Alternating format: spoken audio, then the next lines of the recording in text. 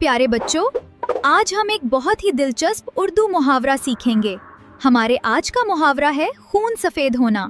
इसका मतलब है अलिफ़त व मोहब्बत ना रखना या अपनों के लिए दिल में प्यार और एहसास खत्म हो जाना।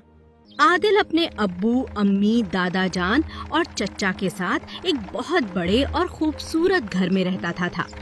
वहाँ आदिल के दादा जान सबको इकट्ठा रखते थे और सबसे बहुत प्यार करते थे।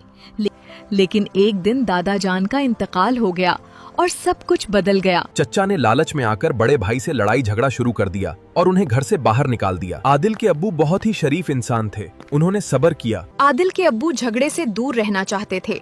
उन्होंने एक छोटा सा मकान खरीद लिया और अपने प्यारे से खानदान के साथ वहाँ रहने लगे। अब्बू, हमें चच्चा ने उस बड़े घर से क्यों निकाल दिया? क्या वो हमसे प्यार नहीं करते? बेटा, जब किसी इंसान में गरूर और लालच आए तो वो रिश्तों को भूल जाता है।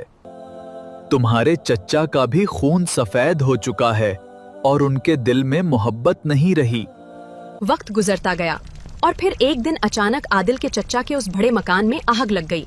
देखते ही देखते पूरा मकान जलकर राख हो गया। अब चच्चा के पास ना घर था और ना ही कोई मदद करने वाला।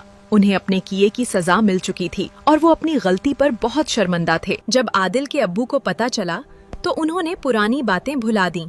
उन्होंने अपने छोटे भाई को माफ करके अपने घर में रख लिया। देखा बच्चों, अपनों का खूब कितना ही सफेद क्यों ना हो जाए, हमें हमेशा मोहब्बत और माफी से काम लेना चाहिए।